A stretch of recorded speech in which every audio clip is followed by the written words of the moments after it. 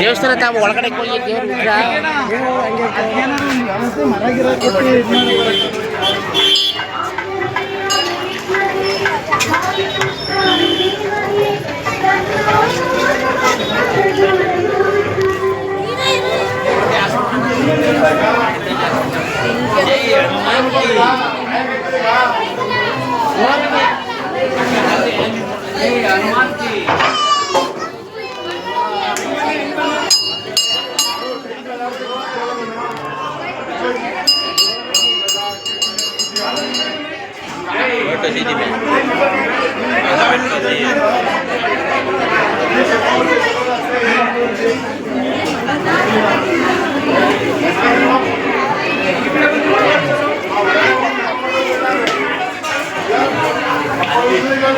ನಿಮಿಷ ಮಾತಾಡಿ ಒಂದು ನಿಮಿಷ ಮಾತಾಡಿ.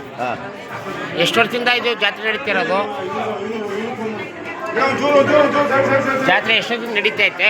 ಒಂದು ನಿಮಿಷ. ಜಾತ್ರೆ ನನಗೆ ಗೊತ್ತಿರೋ ಹಾಗೆ ಒಂದು 50 ವರ್ಷದಿಂದ ನಾನು ನೋಡ್ತಾ ಇದ್ದೀನಿ.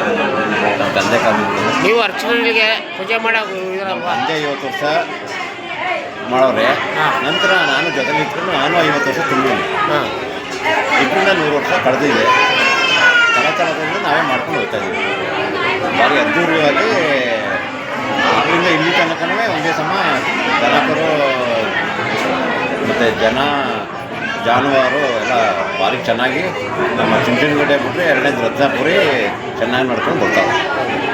ಈ ಥರ ನಮ್ಮ ಈ ಮೈಸೂರಲ್ಲಿ ಇದೇ ಭಾರಿ ಚೆನ್ನಾಗಿ ನಡೀತಾ ಇರೋದು ನಮ್ಮ ರತ್ನಾಪುರಿಲೇ.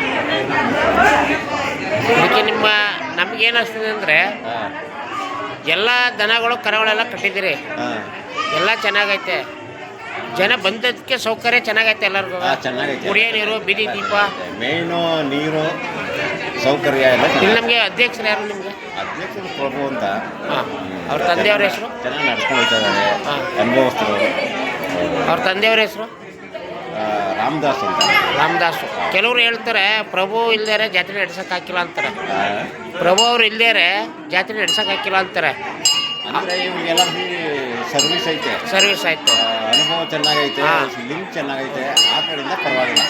ಕೆಲವು ನಮ್ಮ ರತ್ನಾಪುರಿಲಿ ನಾನು ತಿಳಿದ ಮಟ್ಟಿಗೆ ಇಡೀ ನಮ್ಮ ರತ್ನಾಪುರಿ ಅಂಜೋಳಿ ಜಾತ್ರೆ ಅಂದರೆ ನಮ್ಮ ಪ್ರಭು ಅವ್ರಿಗೂ ಹೆಸರುವಾಸಿಗೆ ಚೆನ್ನಾಗೈತೆ. ಅವ್ರ ಅಧ್ಯಕ್ಷತೆಯಲ್ಲಿ ಚೆನ್ನಾಗಿ ನಡೀತೈತೆ. ಕಿಡಿಗೋಡಿಗಳು ಅವ್ರ ಮೇಲೆ ಗುಬೆ ಕೂರಿಸ್ತವ್ರೆ. ಒಂದು ರಾಜಕೀಯ ಲಿಂಕೆ ಆಗಲಿ, ಒಂದು ಜನ ಲಿಂಕೆ ಆಗಲಿ ಚೆನ್ನಾಗೈತೆ. ಹೌದು, ಆಯ್ತು. ಪರವಾಗಿಲ್ಲ. ನಿಮ್ಮ ಹೆಸರು? ರಮೇಶ್, ಅರ್ಚಕರು.